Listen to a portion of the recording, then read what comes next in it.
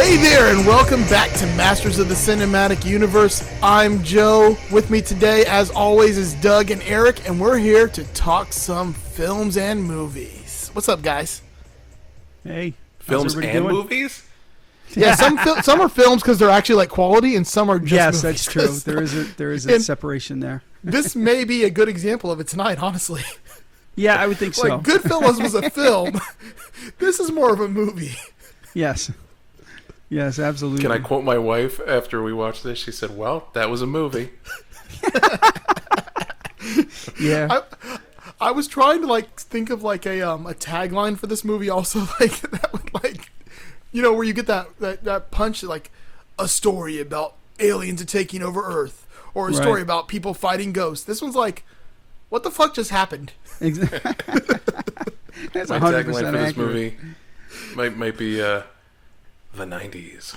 Like, what a time. Yeah. Oh, this was in the 2000s.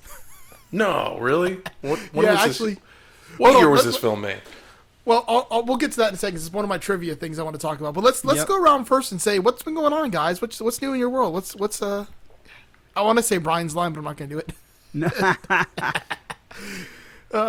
So, All hey right. guys. Well, yeah, so, I mean, it's been crazy busy on every front in my life. It's been a little nuts. I mean, work is picking up, which is a good thing. You know, I'm in a sales-driven industry, and things were a bit slow because of COVID, but they are picking up. And the salespeople are doing their jobs. That makes my job easier, too, but it makes it more busy. But, yeah, that's picking up. The pedal business has been steady, so that's, you know, taking up time. And, yeah, it's just been a little bit crazy. I've lost track of some artwork. What's that? Some artwork for your pedal. Yeah, that's definitely something new. I hired someone that we might know to do a logo for me, and I am in love with this damn thing. Thank you so much, Mr. No, Pabon. thank you, man. Thank you, I Doug. mean, No, I was happy to get the message. I'm happy to help. Yeah. No, I mean, I knew, you know, I had the idea in my head, and I mean, I'm pretty proficient in Photoshop, but not your level, you know, in the Adobe Creative Suite. So I knew what I wanted to get done in my head, and I knew you were the person to do it, just from your style. So I was really excited, and it came out better than I could ever have hoped. So yeah, new logo for the business, so that's cool. And otherwise, yeah, it's just been busy. Things are good. Nice. How about you, Eric? Anything fun going on other than designing logos for pedal companies? Fun? No, I'm in full election fatigue, man. Oh God, I know. And it's still not over yet. It's like, can we just call this shit already? I know we're getting close, but yeah, we're getting there. There's no beer in my fridge. Oh So God. Oh, I'm doing doing this episode completely sober, guys. I don't know. I'm sorry. But That's the no, it's worst been part good. about You it. know, yeah, it's not great. No, this is the busy season for me too. So, you know, a lot of holiday commissions, which is, you know, it's a good thing to have the business, but you know, you get some projects that are super fun and creative, like Doug's, and you get you know, we need new Christmas cards this year, and it's Right. like, okay, Exactly. yeah. What about you, Joe? What you got going on? It's the day job just been killing me. Oh no. I don't even know anymore. I spent 3 days in Lakeland this week, which is 3 hours from my house, so that is fun going back and forth. And they couldn't Every be like day? couldn't be consecutive days. I went Monday, Wednesday, and Friday, so Oh god. I had to go back and forth. I couldn't just like stay. Yeah. Yeah, I'm construction rough. though. You know how that Yeah, goes. I noticed we hadn't had lunch in a bit. I was gonna usually- actually see if you wanted to today, but I didn't get done there till about 2:00, and I figured that's kind of late for lunch. It's a late lunch, yeah. No, I figured. Yeah. I think you know things probably got busy for you, so Yeah, it's no, okay, I was- man. I understand. Now next week I will be going down there again, and I will be hitting you up for lunch if you're in town. Hell yeah! Nice. You tried Do out it. that place in Jacksonville, eh? Oh my god, the sandwich shop in Jacksonville that you recommended for me blew my fucking gut open, buddy. Like it was just this sandwich had no business being as big as it was. Yep. Like it was comical. And then as it was inexpensive. so good. Yeah, it was so delicious that I finished 75% of it in one sitting, which is like you could have fed a family of 5 with this fucking thing. It was that'll kill you. Now, Oh my God. when I used to eat there 3 or 4 days a week, I was teaching a vocational course up in Jacksonville. It was a solar class. I'm a solar contractor, so I was teaching like a course, and I'd go there for lunch and then have to come back and stand up for the next like 4 hours still to talk and teach people stuff. And I don't know how I survived eating that much food and then doing that.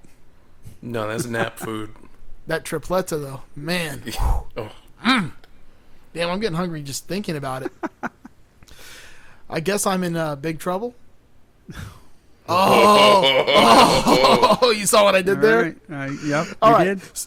So, the reason I said not 90s and 2000, and this is one of the biggest pieces of trivia about this movie was originally supposed to air at the end of September of 2001. Yep. Does anybody remember what happened in September 2001? Yeah. Bad timing. Bad timing. Especially when a good premise of your movie is about people hijacking an airplane with a nuclear device. Right. Yeah. The content is a little too close to home. They could have not picked a worse time to want to release this movie originally. So Yeah. they ended up pushing it for a year. This movie just sat for a year because that all happened right then. Yeah. Yeah, that's rough, man. Because we'll get to it, but the end of this movie, I remarked at the airport security situation The lack thereof. how different it was. Yeah, Yeah. and I can imagine. This was right pre 9/11, so that explains that. Exactly. And this was actually based on a book written by Dave Barry, who was a columnist at the Miami Herald. So he wrote this book even further before that. So this is like a precursor to what actually happened. Right. But yeah, so that probably had a little bit to do with its not or lack thereof of success at the box office. It wasn't really something you wanted to celebrate at that point in time.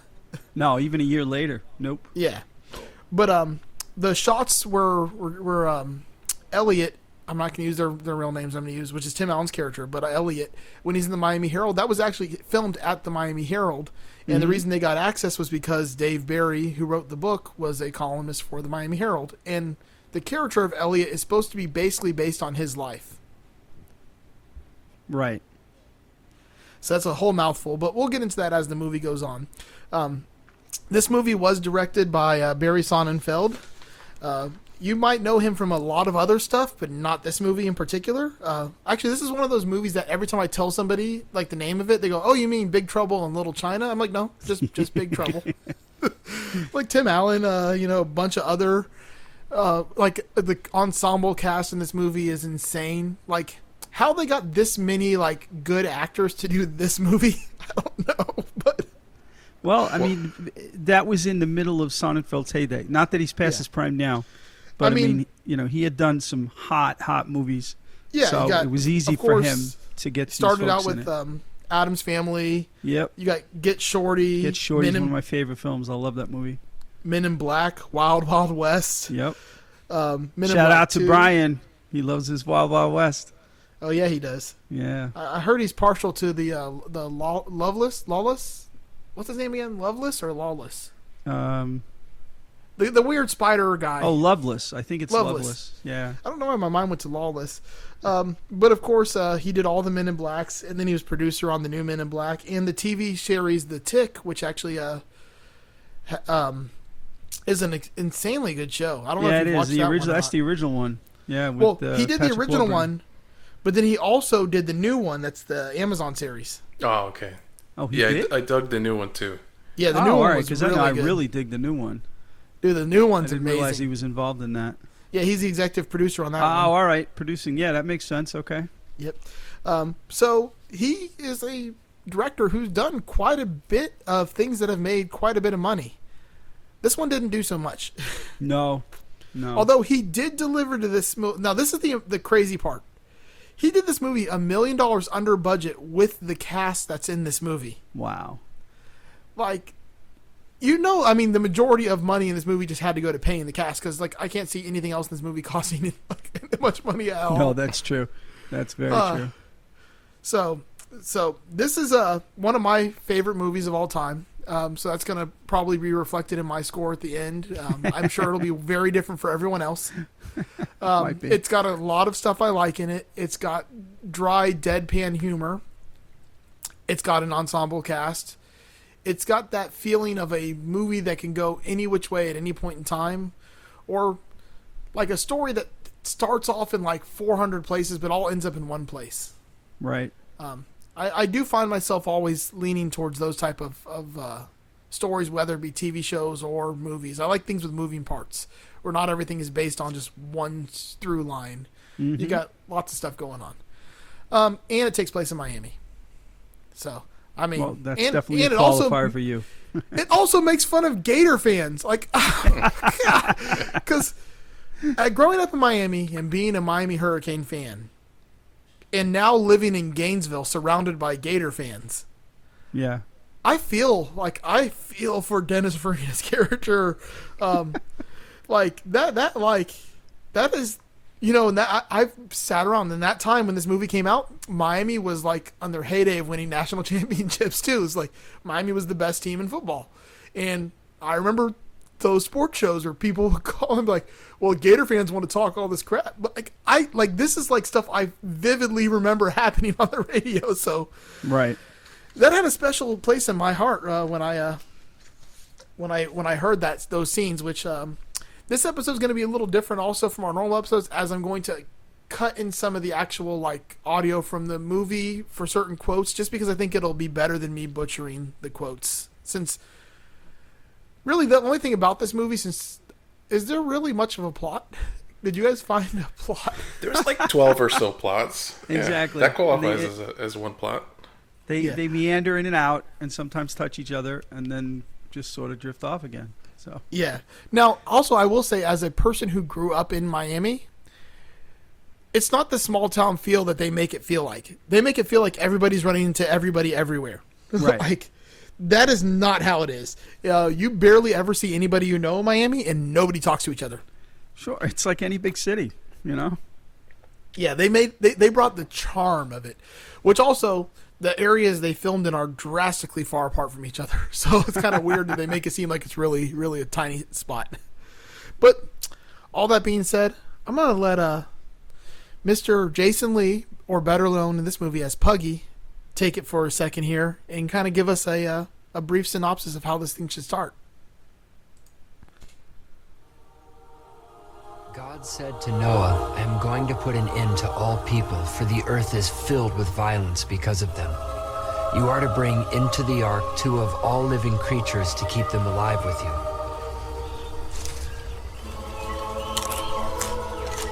you. In other words, life is hard, so you better find someone who'll be your partner. Elliot Arnold's story is a lot like Noah's, except Elliot's story takes place in Miami. You just can't beat these when they're really fresh. Anyway, Elliot should probably tell you exactly what happened, because I was locked in the trunk of a police car for part of it. My name's Puggy, and I live in a tree. I hope I didn't ruin anything for you. So, I love how they're addressing spoilers before spoilers are really a thing. Yeah, Like, I know. but how many stories have 2 narrators, let alone one that just narrates the intro? Right. And, I mean, Jason Lee was perfect for that. So Oh, yeah. He played Yeah, that great. I will say this. I never heard of this movie before you brought it to the table. And as soon as the intro came on and we got to that line, which was, my name is Puggy and I live in a tree, I was like, oh, I'm in. I'm in. Like, what the hell am I watching? It's a movie literally about nothing. yeah. Yeah. But it's I love it. Like, this is one of those movies that if it's on, I will watch it. I will stop and watch it no matter what if it's on. Like, and I'll never be bored. Like, I'll watch it. I will laugh through the whole thing. I will enjoy the entire thing, and it's just, I don't know why it speaks to me, but it does. On a side note, the tree that Puggy is in is my favorite type of tree also. It's called a banyan tree. Okay. Is that native, I guess, to that area? There are a lot in South Florida. The biggest one I've ever seen. I mean, these are massive trees, but not like vertical massive. They're horizontally massive. So when they grow up and then they grow back down into the ground, and they have like millions of like basically roots, or what's the word I'm looking for here? The main part of a tree. Trunk. They have trunks that go down everywhere, and they can make like mazes and stuff in between their trunks, and they're amazing for building like tree forts in. And I remember growing up in Miami, we had them all over the place, and we'd hang out. They'd be like our little clubhouses and stuff, and you can climb up in them, and like there's spots to sit and stuff up in the top. But the biggest one there is in Cypress Gardens, which is now Legoland. It literally takes up, I want to say, 40,000, 50,000 square feet. Wow. Whoa. Yeah, it's ridiculous. It grows. It's got to be an acre to 2 acres big. Like this tree is ridiculous. And like, yeah, I'm it has looking at some pathways. pictures, and it's amazing. Yeah, absolutely. The Legoland Cypress Garden one. Just in general, banyan trees in general. I mean, Dude, banyan trees are the coolest fucking trees. Yep. You just got to have a lot of space if you want to make it look cool. Yeah, obviously. Yeah, but they are all over Miami. So that's a quite accurate representation of what a tree in Miami would look like. That's cool. Because we don't have the typical like pine oak trees and that kind of Right. stuff. We got like tropical trees. Joseph, this tree's too big, homie. Like, They're fucking awesome though. They're so fucking when you cool. said clubhouse, I'm like, oh yeah, this is where we would go, like, climb up and smoke weed in high school and stuff. Kids would die up there, man. Like, this thing is huge. Oh yeah. Look, if you get the chance, search like Cypress Gardens banyan tree. Like you'll see it. It's ridiculous. Like it is insane. It's in the big like gardens part of the park, and like it's the centerpiece, and just it's got pathways going through it, like benched areas, like where people can sit and rest. It's the coolest fucking thing. That is cool. All right, so from Puggy's close-up, it goes now to Elliot Arnold Ad Agency, which is where we meet Tim Allen. And when we meet him, he's immediately getting yelled at by a giant fat man who represents what people in Miami are. Like, Yeah. Michael McShane's character of Bruce, like, that is a Miamian. Like, they're loud, they're obnoxious, they're sweating all the fucking time. Oh god, he was so sweaty. And the clothes, like, that's what you like. That's the kind of people you'll see in get into it with in Miami. Right. He hires Elliot to create an ad for him for his beer, and the Fishhook Ale, which Elliot thinks he's going to be clever and make like this, which probably would work nowadays, like with the whole craft beer thing. But I guess at Right. this point in time, they weren't ready for it. This movie's like it. Like, this is like a Nostradamus effect in this movie. It predicts so much shit in the future, but it's way ahead of its time. Like, just so many things in this movie, I'm like, looking, I'm like, oh yeah. Like, I see that shit now, but like back then, No, it's true. I didn't even think about that with the beer because we're so used to, like you said, the craft beer industry now. But Yeah. you're right. I mean, we're going back 20 years. So he's got a picture of what I think is a cowfish. It's one of these like really ugly fucking fish. And Yes. his poster says ugly fish, good beer, and it has a hook in its mouth, which is a clever play on words. Yep. And it has, as Elliot says, it tries to contrast in a humorous fashion. However, Bruce is not having this. Nope, not at all. I'm going to play Bruce's response real quick because I find it quite funny, and I know I won't do it justice. What the hell is this? Why are you saying ugly? I don't want to see ugly. That's not the feeling I want. Bruce, what I'm doing here is contrasting in a humorous fashion. Get hooked on fish hook. That's the concept. You got a guy and a boat and a girl. The girl's in a bikini. She has big tits. They're on a boat getting shit-faced drinking fish hook ale. The girl has really big tits. The feeling of this ad is somebody's going to get laid. It's perfect. I gave you the perfect concept, and you give me ugly? All right. So you get like what this guy is like. He's a fucking douchebag right off the bat.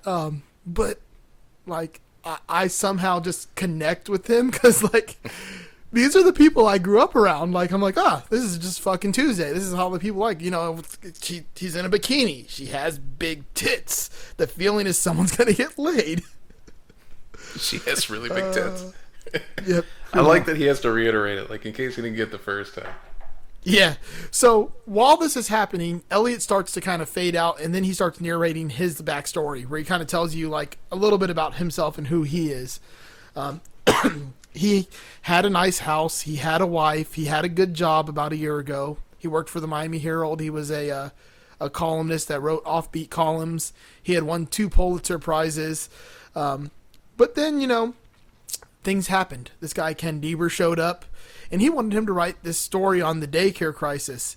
Now, Elliot, being a Pulitzer Prize winner who liked writing offbeat things, he'd rather write a story about a pelican that's being trained by a Cuban guy to drop bombs on Castro. So, he's got his ego in there, and the boss man says, well, if you want to keep working here, you're going to write a story about a daycare crisis and put it in this computer. And then Elliot says, I'm going to put something else in the computer, and just kicks the fuck out of the computer.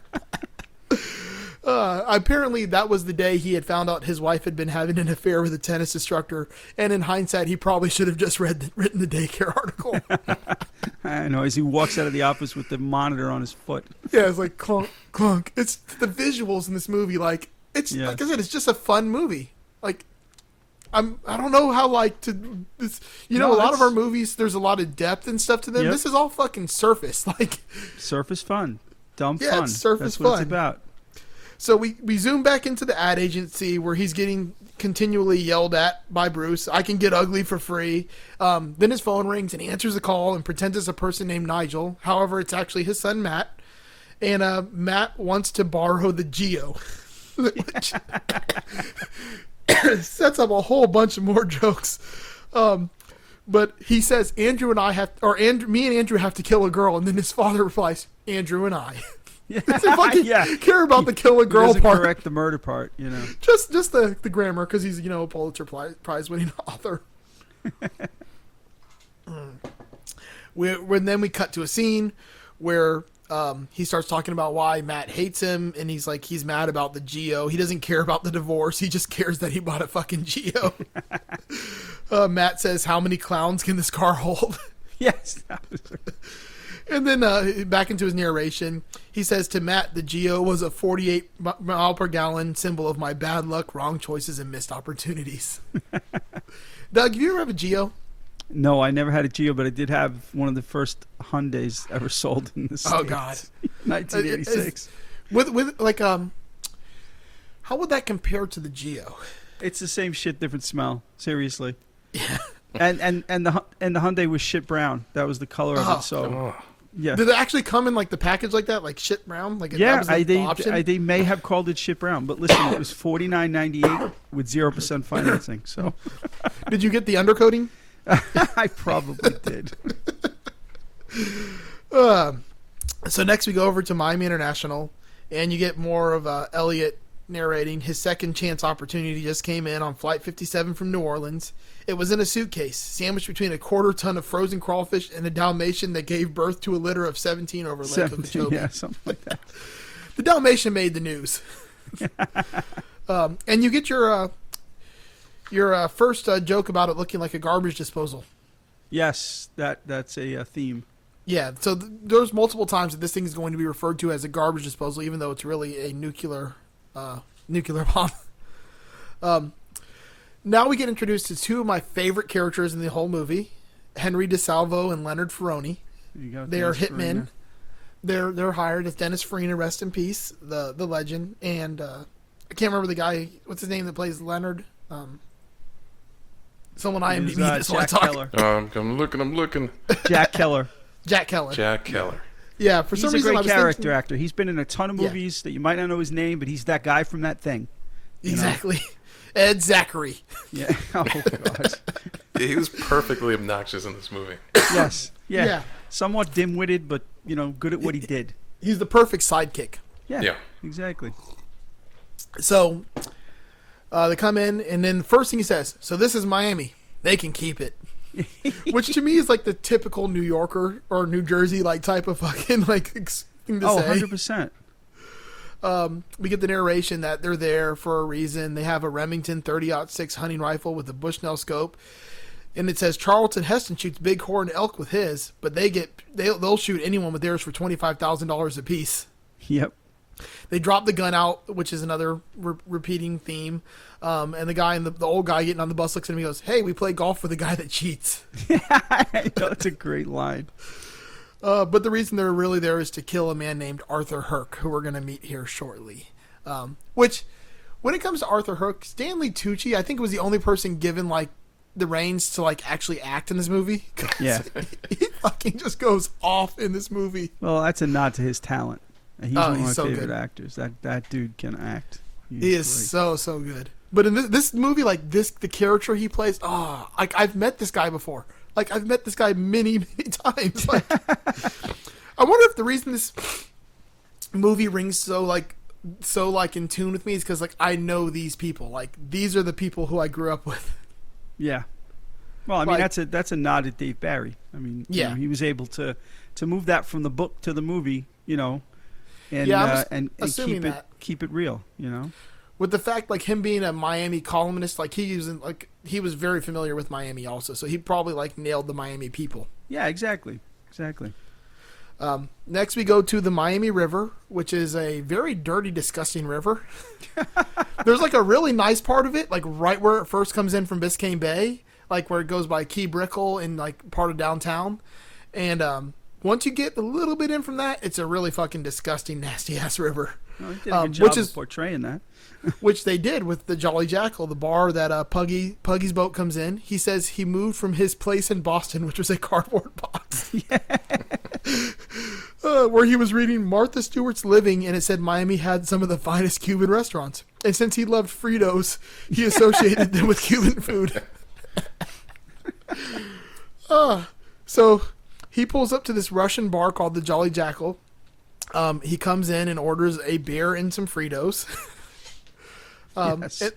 And then another two great characters come in, Mr. Johnny Knoxville and Tom Sizemore. Tom Sizemore, playing Snake Dupree and Eddie Ledbetter. They come in and immediately just look at him and say, "Ass wipe."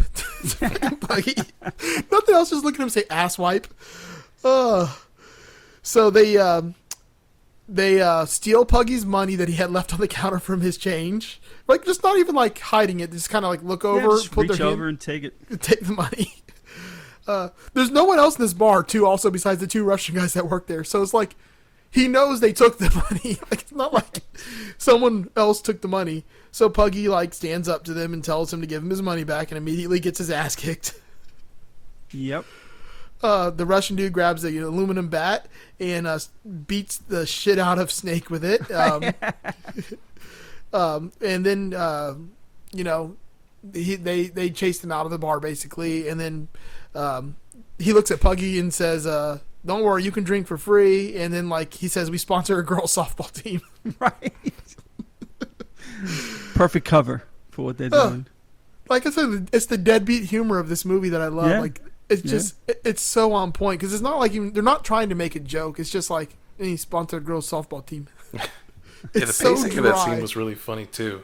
Just Yeah. the speed at which they punched him in the face. Like, Oh, yeah. Yep. there was Yep. no build up to the fight. There was no tension. It was just like, hey, give that back. Doosh. Yeah. Like, shit just happens in this movie. They're not like looking for like dramatic effect. It's just random shit happening. Right. So Puggy, they ask him if he wants a job, and he carries in some weapons, and because they're Russian weapons dealers. I probably didn't say that yet, but we're gonna find that out. And the suitcase that has the garbage disposal in it appears, and they bring it inside, and then they tell Puggy if he wants more work, just come back because he's strong. Yeah, $5 they give him. Yep. That's right. It's only $5, $5. but he gets free. He gets free beer. That's So. true. He goes, you drink free. I love the Russian guys too. Like, the line they use on the FBI guys when they walk in is like one of my favorites. Baptist church down the block. I'm skipping it. I can't skip ahead.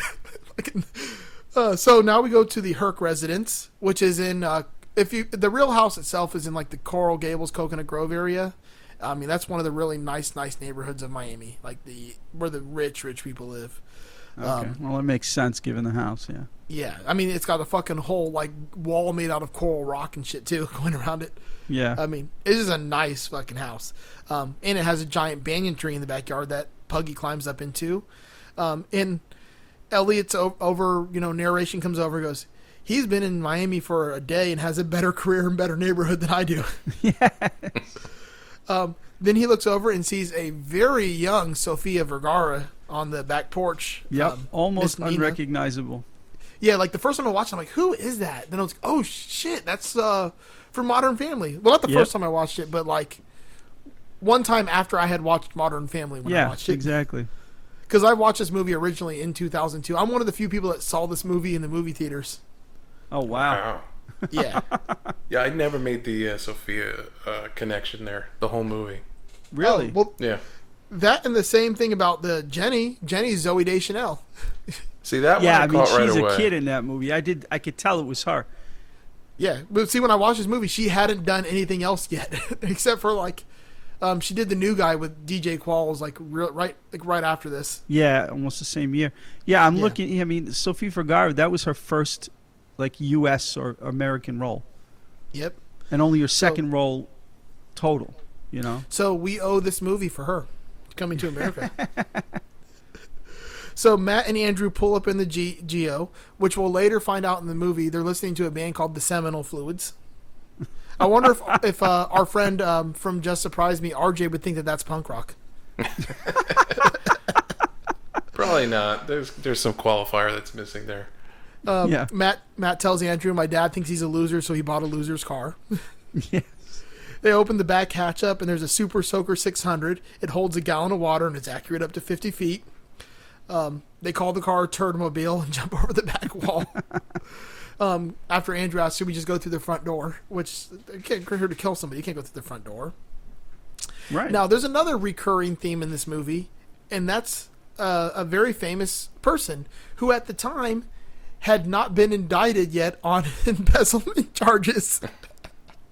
Yet she was being played for and torturing a man who did get indicted on embezzlement charges. And that's Miss Martha Stewart. She's been brought up already with Puggy, and now she's on TV, where Jenny and Anna are watching the TV. And of course, Arthur has to come in with some smart-ass remark like, "Oh, why are you watching that? The only thing you ever make is reservations." And then you see Nina's in her bedroom. Which is it's like, I guess it's like a maid's quarters they have. Yeah. She's the family maid. And of course Arthur comes in and is like a super fucking creep. Oh, it's awful. I like the voiceover. He's one of the few people that wasn't confused when he voted for Pat Buchanan. Yes. I mean, he makes Venkman look tame. Oh Yeah. God, yeah. He's like massaging her foot and then like just sticks her whole fucking foot. And it's funny because she calls him Mr. Jerk. This was hard to watch. It was really hard It to was. get through. It's It pretty was. gross. He's like, your strong peasant arches. He's like this scene licking in skeeved me between out. all her. Then she kicks him in the face and runs out and locks the door. Yeah. And he gets the line, "Come out of here. This is my house. You work for me, and I want to suck your toes." Awful person. It is, but this is the type of fucking person that would be this person. Oh, of course. Like, this guy actually exists in Miami regularly. Like, this isn't like a one-off situation. So Matt and Andrew jump over the fence, and they say, "I hope they don't have a dog," which is going to be another repeat joke. But they do, in fact, have a dog whose name is Roger, and he's the result of unhasty, unplanned dog sex. And Roger had ate nothing but dirt for the past month because the most horrible being in existence came into his life, which is a bufo toad, which I fucking hated these things growing up. Oh, they're real? They're real, and they're Oh. big. Like, they are like the size of a fucking Frisbee big. Oh, hell Yeah, and they are. Oh, and I know people like our animal cruelty people, but we'd kick the fuck out of those things every time we see them, because they poison shit. They try to kill your fucking dogs. They're pests. They were brought here. It's kind of like the episode where Bart goes to like Australia and brings the frog with him. And it takes over Right. in The Simpsons. Like, that's how these frogs are in Miami, and are toads. They're not even frogs. They're toads. Oh, so they're like the snowbirds from New York, right? Yeah, They're exactly. pests that are brought in. I run around kicking them too. But they have a substance called Bufetin, which later on the guy from the FBI talks about, and it's an hallucinogenic thing that they spray you. It'll make you fucking hallucinate. So Roger gets sprayed, and he starts hallucinating that his tail is a porterhouse. Which that dog is an ugly fucking dog. Nah, that dog's cute. It was adorable. I will be honest with you. The movie started to lose me at this point. Oh, you started like zoning out. This is the point at which like it started to grow so many branches for me that I was like, what? This movie's like a banyan tree. It is like a banyan tree. Yeah, but in a not good way. Yeah. Well, no, I love it. Fuck you.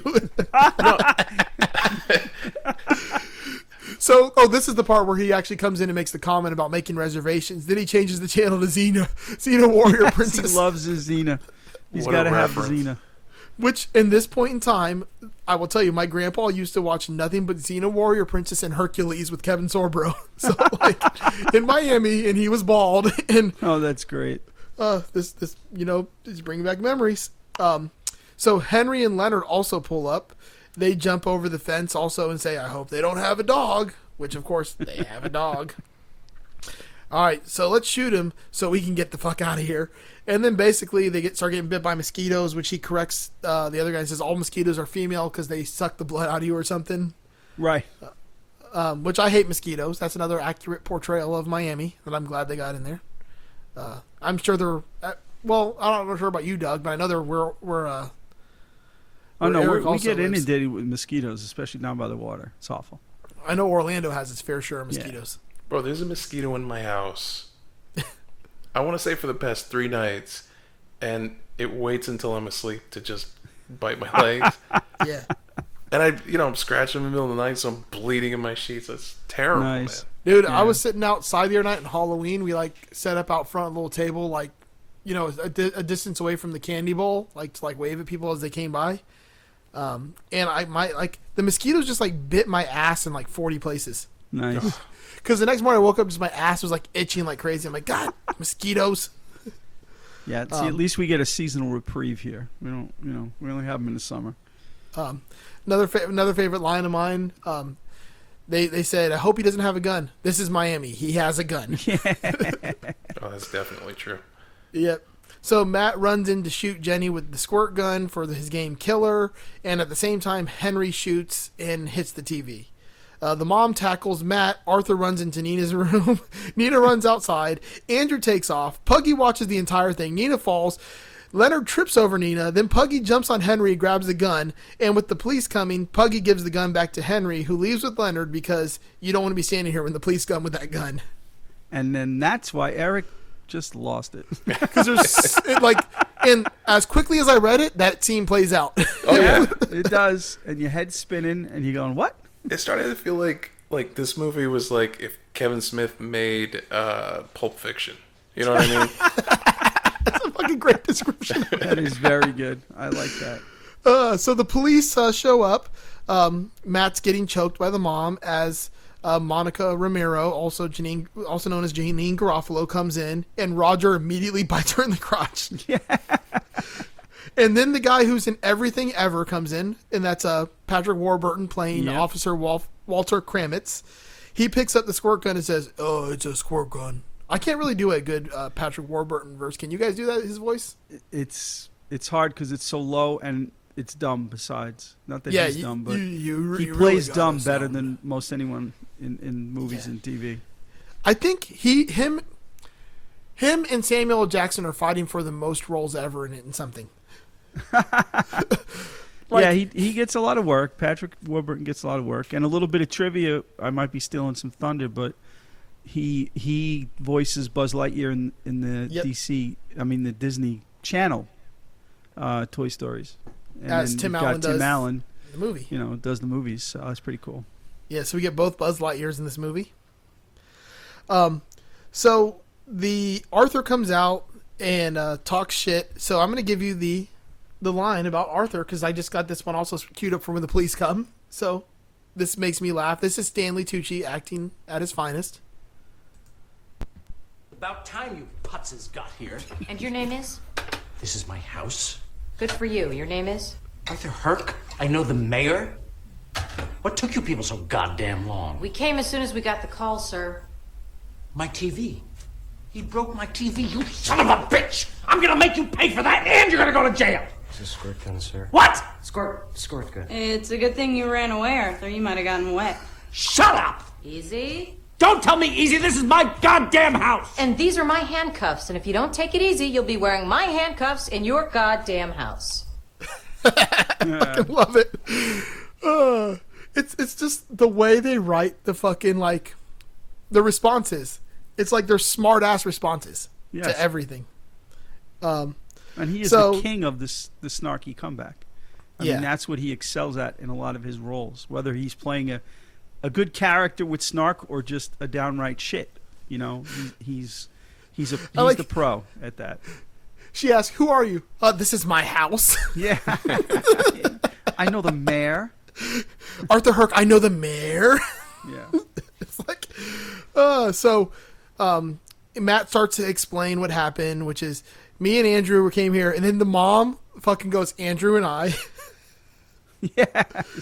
Which I love that she like says the same thing Tim Allen said, even since they're gonna fall in love later. But so as they explain to the police, I don't understand how this happens because this is all happening super fast, as is. But somehow Elliot shows up. Like, who had time to call him? And he didn't have a car because Matt had the Geo. How the fuck did he get there so fast? Yeah, that was a little convenient plot twist. We'll call it Yeah. that.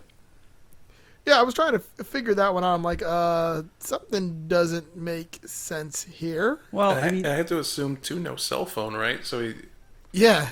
Well, maybe. Well, no, you Maybe. could have had a cell phone because I had a cell phone back then in Miami. did you? Yeah. Lucky. Oh, yeah, right. Damn.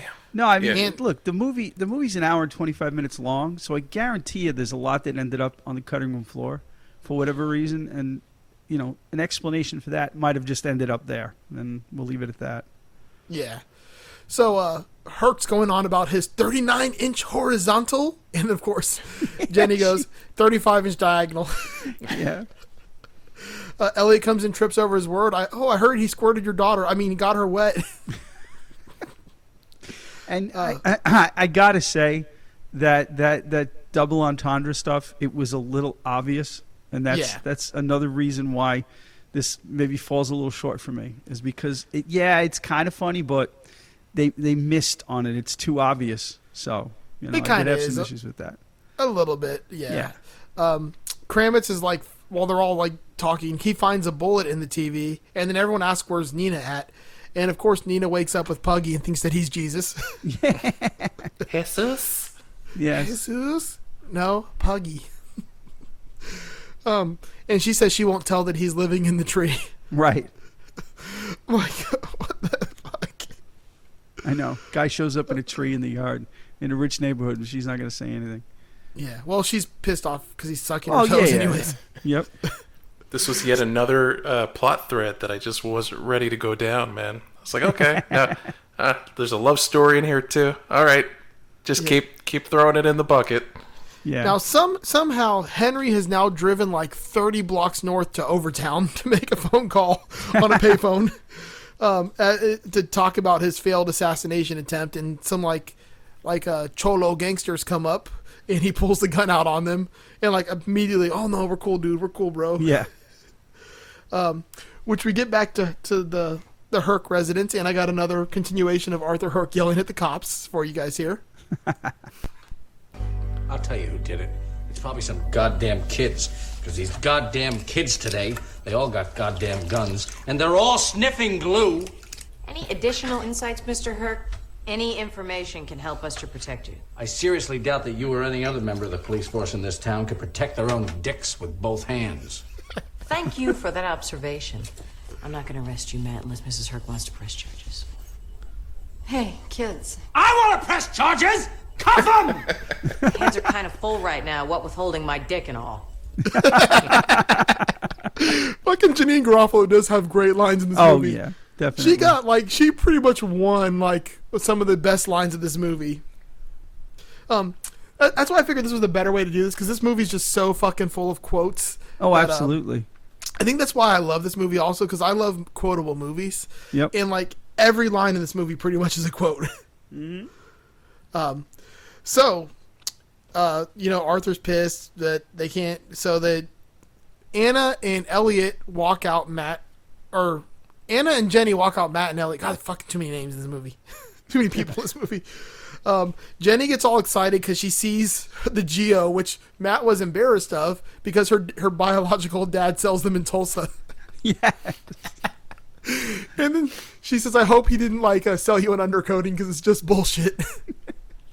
At which point, Elliot and Anna start flirting out front, talking about how he's the guy from the newspaper. He made an article called Capital Punishment about the toilets that didn't work in the jail. She just comes straight out and says, no, I want a divorce. I've been trying to get a divorce. Yeah, I mean, that whole thing kicked up out of nowhere and went 0 to 100 in 2 seconds. Yeah, she literally just met him, and she's all about it. Yep.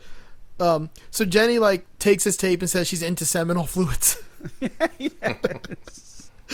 Which is a pretty fucking great line. Just out of nowhere. RJ, that's for you.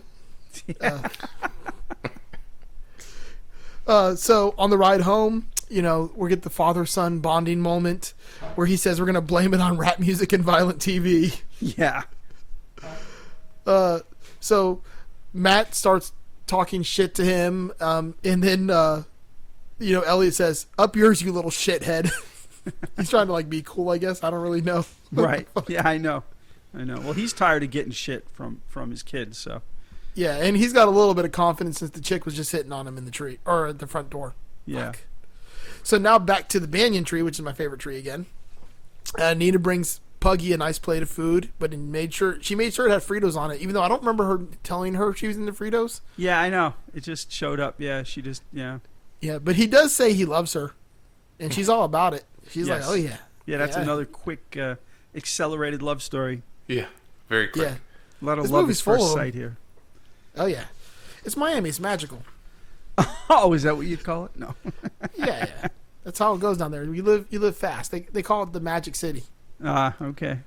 That is Miami's nickname, by the way, is the Magic City. Oh.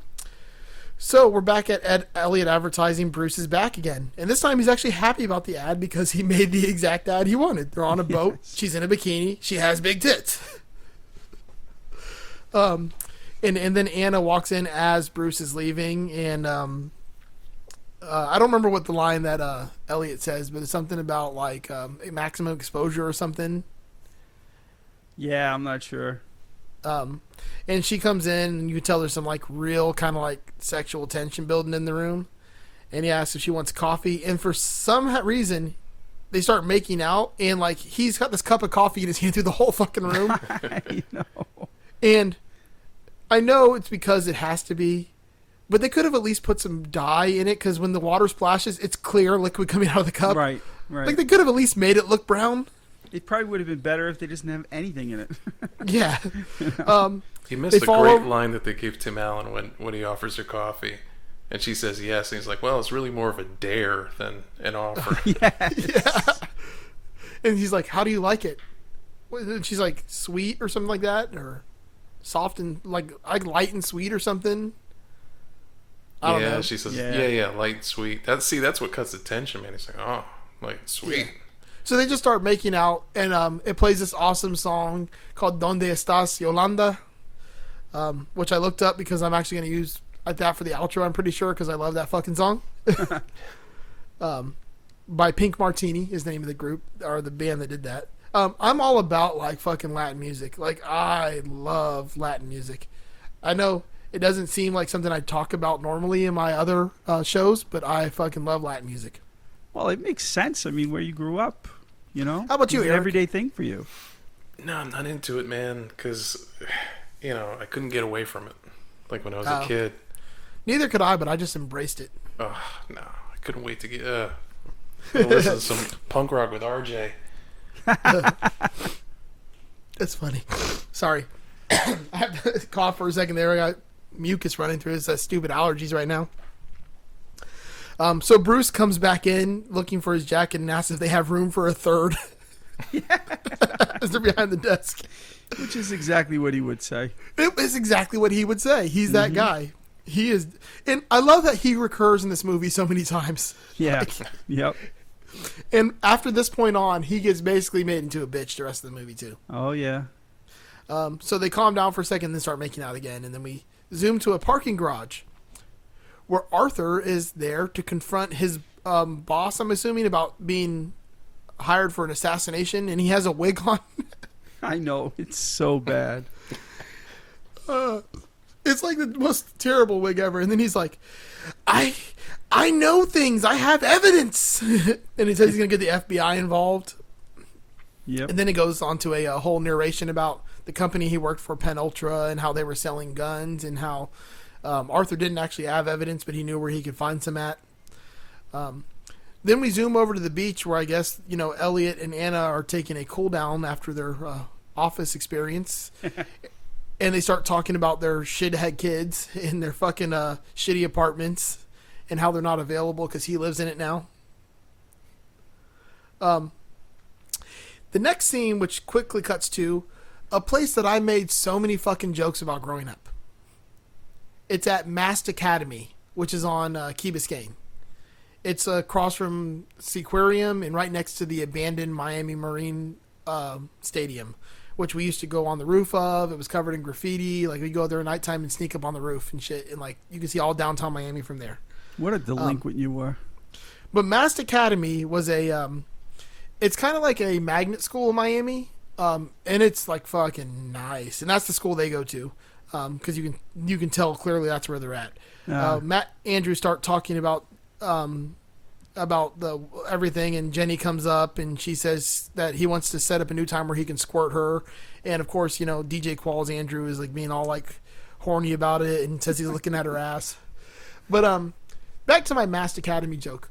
Growing up, one of the jokes we'd always make whenever we met anyone from Mast Academy is we'd always ask if they were on the debate team, because then they'd be mass debaters. And we made that joke so many fucking times growing up that it became just a running gag. That could explain partly what your love is for this movie, because the humor is on the same level. Yeah, it's all dry humor. It's like, oh, so you're a no, masturbator Joe. now? That's not dry. That's just not good. You were making dad jokes in middle school, man. That's Yeah, impressive. Exactly. No, high school. I mean, I high didn't do school. it like at high school. Oh, all right. That's the difference. I could have went to Mast. I had the grades for it, but I didn't go there. I thought about it too, because I was thinking about getting like a marine biology major, and that's like a school that focuses on marine biology because it's right there on Key Biscayne. But I went to Southridge, which is more of a hood school that just focused on sports. Okay. The next scene takes place at Joe's Stone Crabs, which is a very famous restaurant in Miami, a very expensive restaurant in Miami.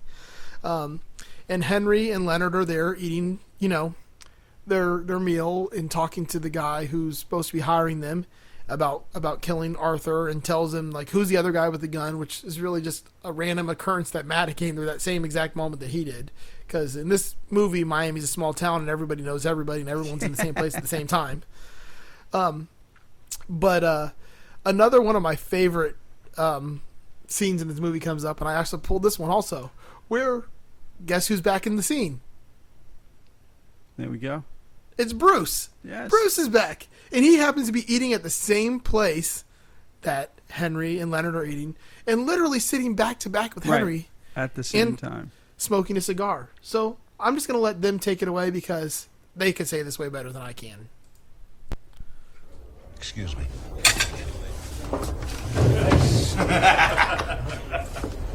Gentlemen, would you mind putting out your cigars, please? Come again? I asked, would you mind putting out your cigars, please? As a matter of fact, I would mind. Well, you see, the reason I ask, all due respect, I got a great New York strip sitting over there. Cost me $27 and change, and it tastes like I'm eating a cigar. Listen, Ace, number one, you're eating a steak at a place called Joe's Stone Crab. And number two, there's no rule that says we can't smoke. Well, number one, my name is not Ace.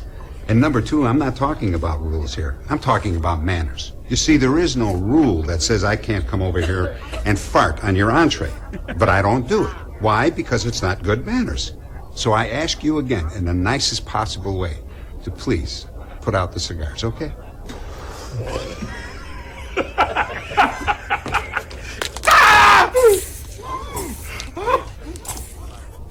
Thank you. I hope you relate realize you've just committed assault? I know. You know, I remember time was you actually had to hit somebody. Fucking great. Dennis Farina is the king.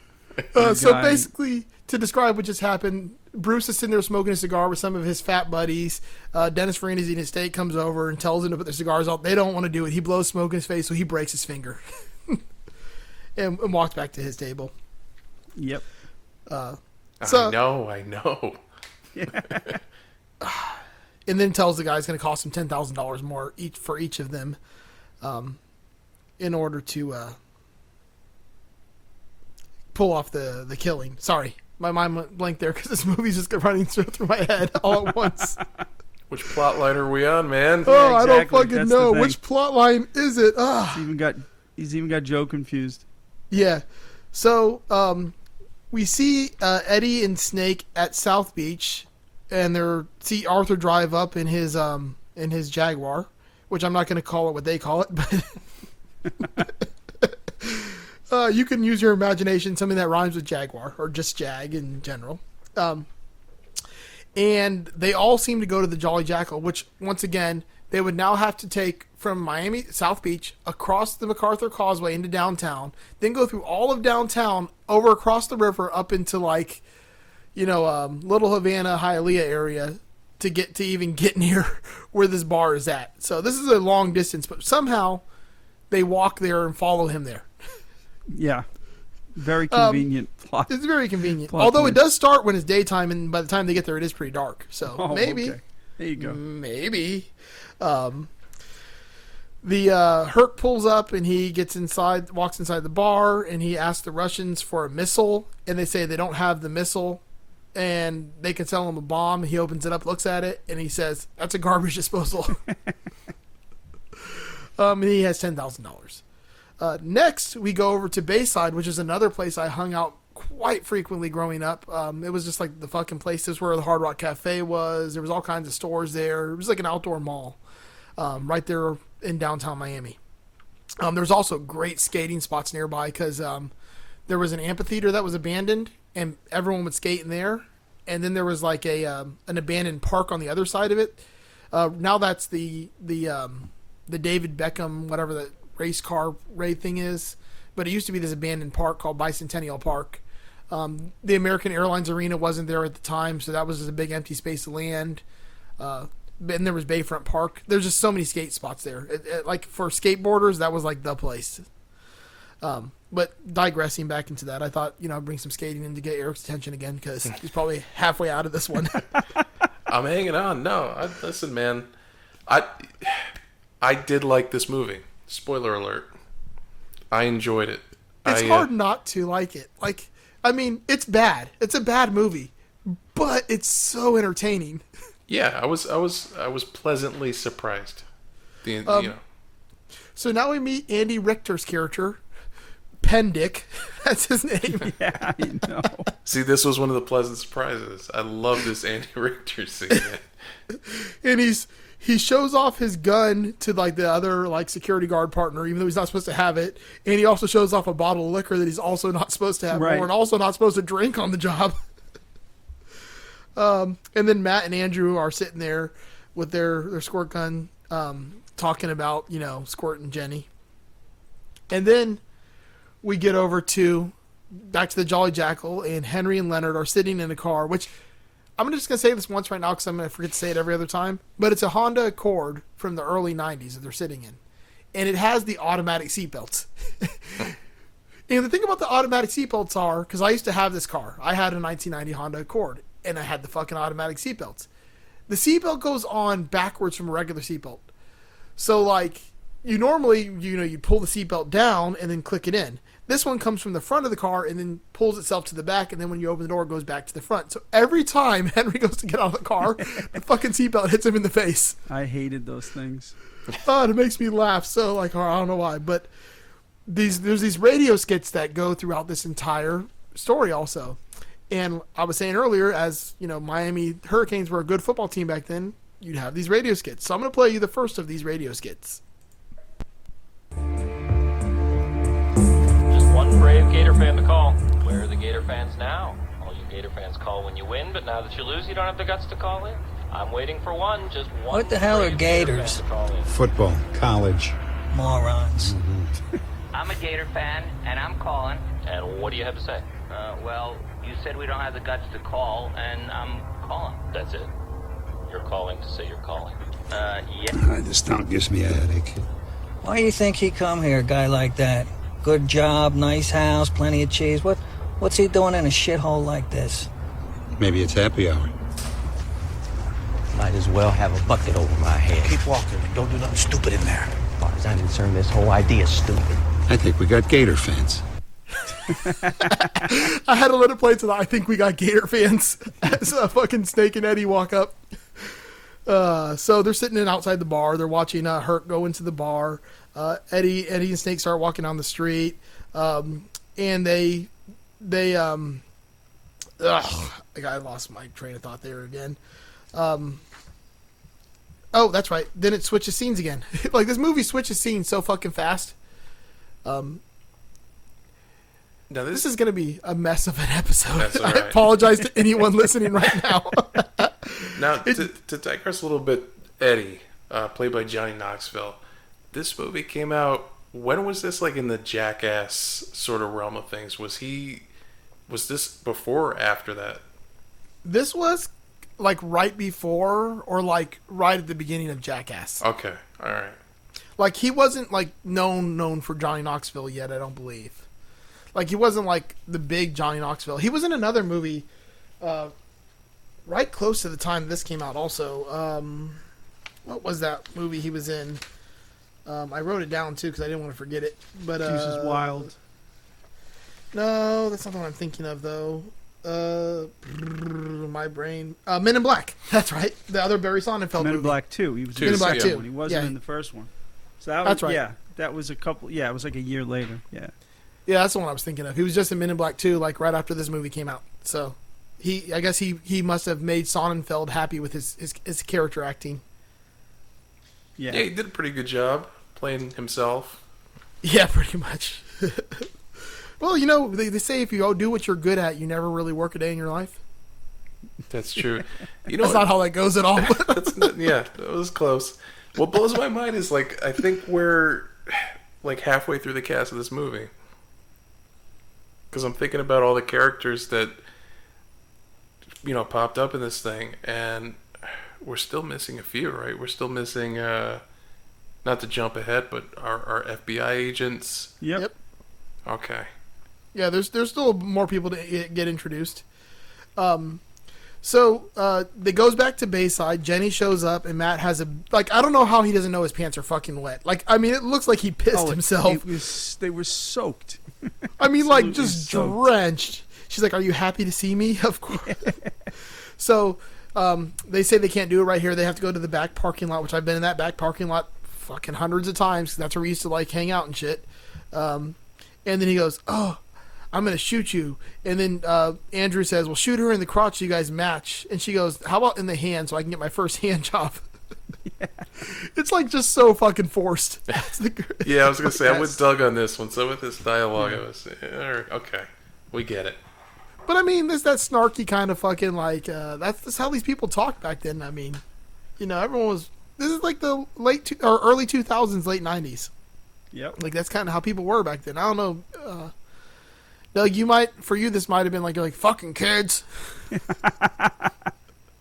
So Not quite, but, as he's yeah. about to shoot her, Pendick shows up and shoots at them as they run away. Right. He just starts going Andrew, off. like, ducks off and picks up the gun as Andy Richter Pendick falls down. I wrote Andy Richter. I was trying not to write the real names, but as Pendick falls, Andrew picks up his gun, and then just at that exact moment, officers Kramitz and Romero are driving by downtown and passing an intersection where just recently they got into a fight with somebody, and Romero had her shirt ripped open and exposed to bustier.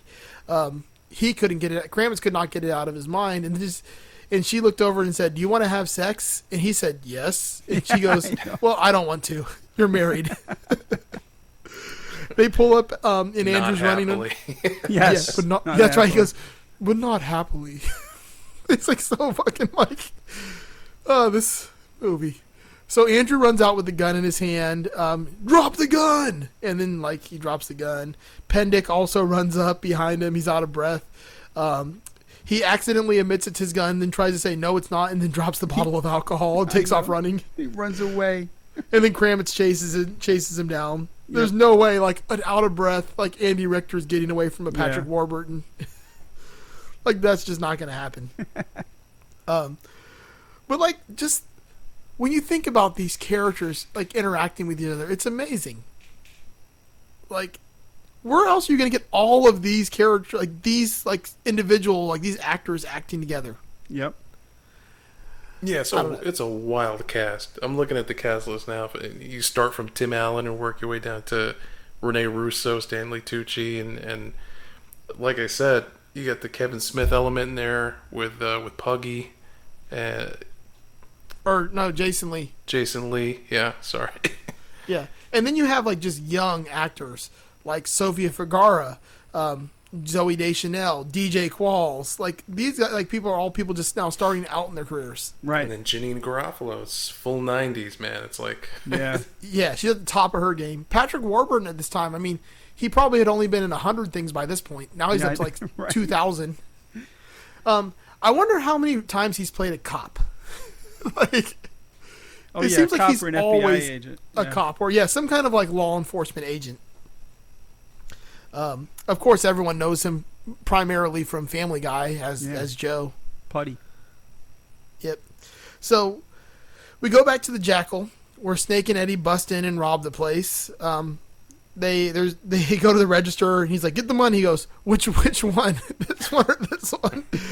And the Russian guy's like, "Slow day."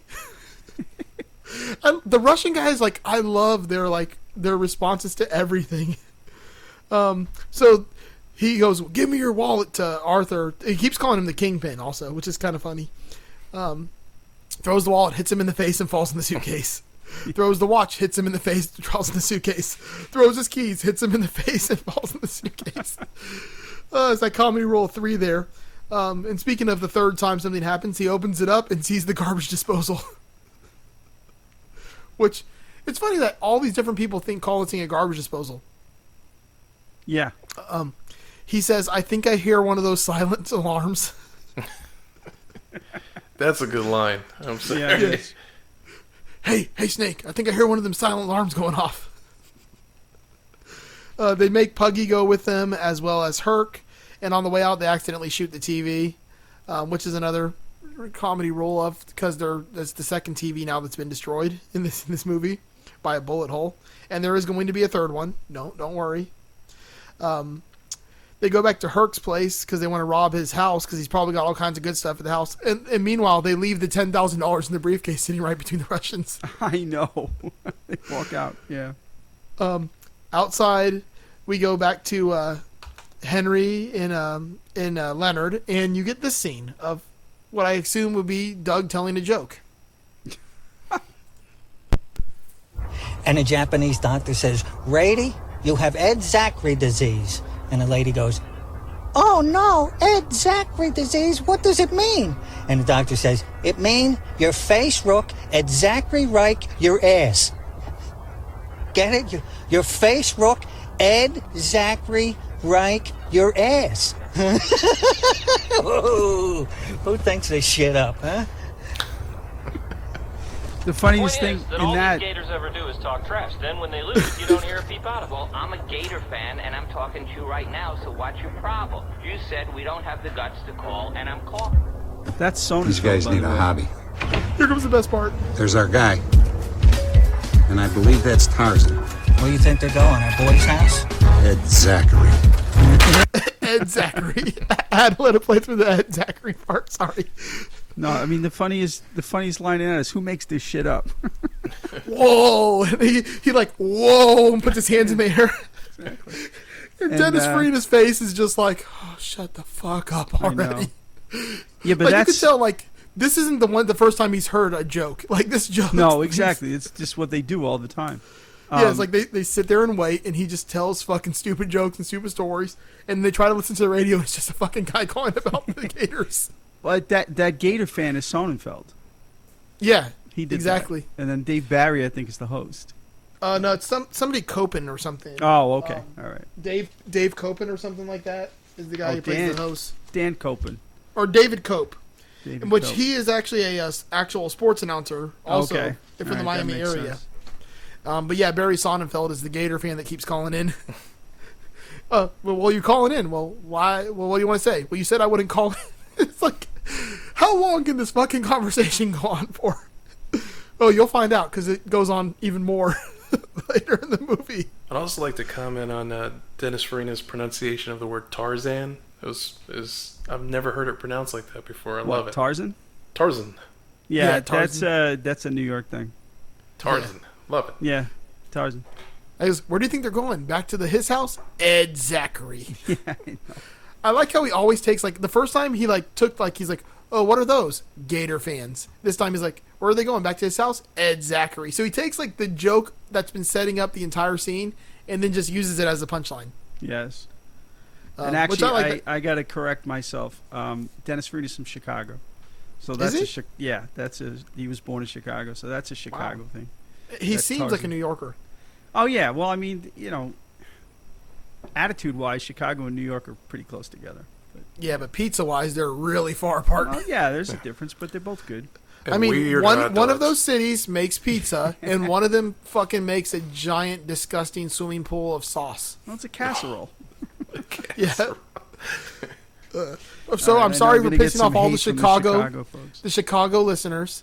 Yeah. But yeah, no, your pizza is disgusting. You And do so make are some your good hot hot dogs. Yeah, no, your hot dogs are gross. Pickles I have don't no know. business being on. Get out of here. And somebody corrected me once on this on my other show, but the topping mixture that goes on a Chicago hot dog is called giardiniera. It's like the Chicago condiment. It's like a mixture of all kinds of fucking things. And someone corrected me, and I can't remember who it was, but I was like, no, it's called giardiniera. Yeah. Chicago, call in. Yep. 555-1269. Of course. It always starts at 555 in movies. Yes. So we go back to Bayside, where now Kravitz is over talking to a Miss Heather Weintraub, who is another fucking famous actress.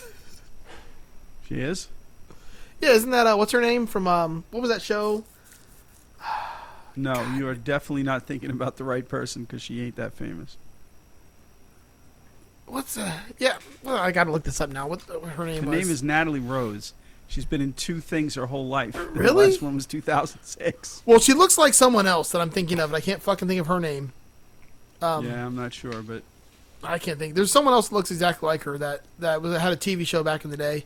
Well, she looks just like her. Well, I wish it was her, because Natalie Rose, boo. Yeah, fuck you, Natalie Rose. Sorry, I don't really, but I'm sorry. I mean, I'm sure you're a Kravitz- lovely person. I mean, I'm sure Kravitz did. But oh, so Romero, who is Jenny Garofalo. It's weird calling her Romero for some reason, but she asks Andrew where Matt and Jenny are, and Andrew's kind of shocked to find out, like, how do you know about this? Right. And then she tells Kravitz we got to go, and he's trying to get his like groove on over there. But he like walks up to her and says, "No, I want to drive the car now." Like, she always drives, but like now he wants to drive the car. And he pulls off like just burns out. Now this movie's about to start getting really fucking crazy. So Wait, what? starting to. no. It's been going like kind of sane. It's about to go fucking crazy. Just to give you guys a heads up, this is when like the whole thing just goes into the next fucking gear. It just literally like upshifts right now. So we're at the Herc residence, and Elliot is there berating Matt about their game. And Elliot goes in the kitchen to call the police because he's trying to like find out what happened to Andrew and like let them know like oh, this is this thing again. Don't like worry, he's not actually someone out there doing something. There's a new TV in the house because of course Arthur can't miss Xena. Right. Henry and Leonard pull up. He gets hit in the face with the seatbelt again as he gets out of the car. The police put Elliot on hold, and then Anna starts talking about how she's getting a divorce, which this is like all over the scene. Like, I'm assuming this only took place over a couple of days. Like, this couldn't have been like a very long time in between. And she's already like, I met you like a couple days ago, and now I'm getting a divorce to like get with you.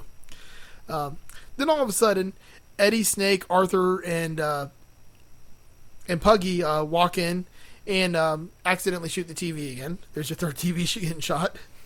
Now, I love the commentary on what's going on by Henry as he watches through the scope of the rifle, because he starts like basically narrating the entire events of what's going on in this house in a very comical manner. Yes. So, there's... What was the Martha Stewart joke that was in there? There was a joke about Martha Stewart somewhere, because I wrote Martha Stewart joke, but I don't remember what it is. Come on. I just know there's another Martha Stewart joke in there. And then the phone gets unplugged, and he gets hung up on the police, and then Eddie starts trying to tie knots, and he's asking him what kind of knot they want. And like Snake's like, "What are you, some kind of Boy Scout or something? Are you going for your badge or something like that?" Yeah. We're back at the Jackal again. The Russians are just sitting at a TV with a bullet hole in it. And we get introduced to two more characters. Mr. Omar Epps and Heavy D as the FBI agents. They come in, and the Russian guy just looks at them, and they're like decked out in like these like nice ass suits, and they go, "Baptist Church down the street." Yeah, I know. Which, that shit makes me laugh so much.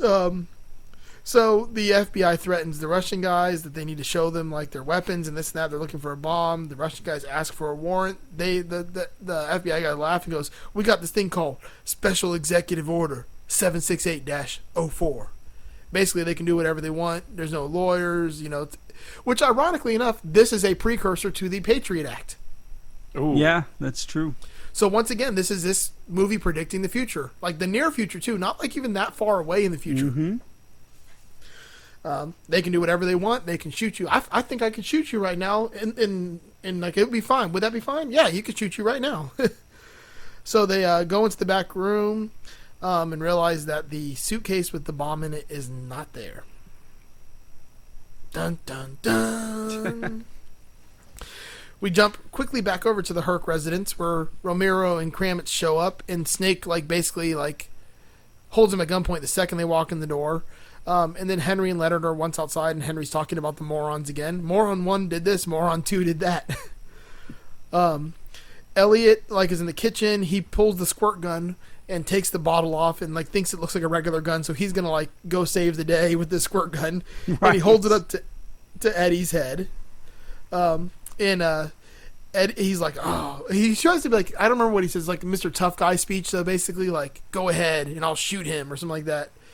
And then Snake's watching him and sees the drip down. And he goes, "Don't worry, just go ahead, shoot him. Shit, I'll do it for you." And he grabs the gun and starts spraying him with water. Yes. Goes back outside to Henry, and Henry's like, "Moron 2 just got Moron 1 all wet." and then Leonard's like, "Oh, you usually got to pay for something like that." I didn't pick up on that line the first.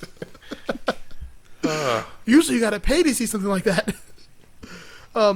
It goes back to the Jackal where they see that there's no suitcase in the back room. The FBI shoots the Russian guy in the foot, and they tell them where it went to, which is Herc's house.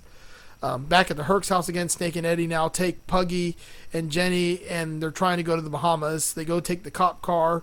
They tell Arthur to give him his money, and they cuff Romero and Arthur to the bookshelf, which that's a very crazy bookshelf that it's solid brass or something. And it can't come apart. Yeah. He says he's gonna take the cop car instead of the Jag. And they put Puggy into the trunk with the box. As they leave, which is funny because it's stupid. The car's in reverse, but he has to take the handbrake off, which I've never found a handbrake on any vehicle that actually works like that. Yeah. If you put the car in gear, it's not a pedal that makes the car stop. It's a pedal that makes the car smell bad. Which is a joke I just stole from Mitch Hedberg. Mitch Hedberg goes, "I don't know what this... I got this lever in my car, and when I pull it up, it makes my car smell bad." Rest in peace, Mitch Hedberg. He was one of my favorite comedians ever. He is missed. Yeah, he was amazing. Because he was a master of taking something not funny and making it funny. Oh, the delivery. It was all about the delivery with him. Yep. And yeah, he was great. So Nina comes in, cuts free Anna, Matt, Elliot, and Kramitz. And then Arthur and Romero get left there. But as Walter is like walking out, he just gives Romero a card and says, "Can you call Miss Heather Weintraub and tell her I'm going to be late for our date?" I know. Doesn't like unhook her or anything, just leaves her there. Yeah. So Henry and Leonard are like, we got the best opportunity now to shoot Arthur. So like, but he's like attached to a cop. So they're Romero and Arthur are trying to get out of the house to like call for help. So they walk up to the door. They're going to fall through the sliding door. As they fall through, Henry does take a shot, but he doesn't hit them, obviously. Because Roger bites him. That's right. Roger bites him as he's shooting right in the balls. And he misses. And then they fall down, and then the Bufo toad that's outside sprays Arthur in the face. At this point, the FBI agents, which are Pat Greer and Alan Sykes, show up. And they start questioning Arthur on what's going on. But Arthur is tripping balls out from the Bufoten. And Roger has now converted into Martha Stewart and is saying, "Herc, Herc." And he's like, "She knows my name." That's where half of your budget went for this movie. Was exactly. The CGI on this was... Yeah, for real. It's this dog with Martha Stewart's face on it. Which, Martha Stewart was a good sport in this movie. Because she actually did, like, do all these scenes in the movie. Yeah. She's always been pretty good about doing that. She her and being Snoop Dogg self-deprecating, you know, and making those kind of appearances. So that's pretty cool. Well, she is a gangster. That's true. So Romero knows where the suitcase is and tells the FBI girls to take it with her, or take her with them. And they say, "Well, this is a federal matter." And she goes, "Well, if you don't uncuff me, you can take your federal matter and shove it up your federal ass." Which is another great line from her. Yeah. Now we're on our way to the airport. And like I'm saying, this movie's flying by at this point. Like, we're like 3/4 of the way into the movie, and like just everything's randomly happening as fast as it possibly can. Snake and Eddie cause an accident on the freeway, which a bunch of goats come out and start walking across the freeway now. The FBI agents and Romero are in the car, and they talk about how this suitcase is actually a nuclear bomb. Snake and Eddie can't figure out if they want to go to the arrivals or departures. Elliot hits a goat with the Geo and then drives onto the wrong side of the road. The FBI talks about the nuke at the Jackal and mentions that it has 3 switches that if they get flipped on, it'll set it off. Snake and Eddie crash the cop car and then end up shooting the radio. They take Puggy out of the trunk and tell him to bring the suitcase. Elliot says, "I don't want a ticket," and Kramitz says, "I can't write them if I don't see them," and he covers his eyes up. And then Henry and Leonard are stuck in traffic, and guess what comes on the radio? I don't remember. We're going to miss our flight. You see what the problem is? I don't know. There's some kind of commotion up there. There might be something about it on the radio. Not now, not tonight, but when they play a game and lose, I don't hear a peep from Gator fans. Well, you're not hearing what I'm saying. I'm saying that I am a Gator fan, and I'm calling you now, okay? So I don't understand what the problem is, or are you just not...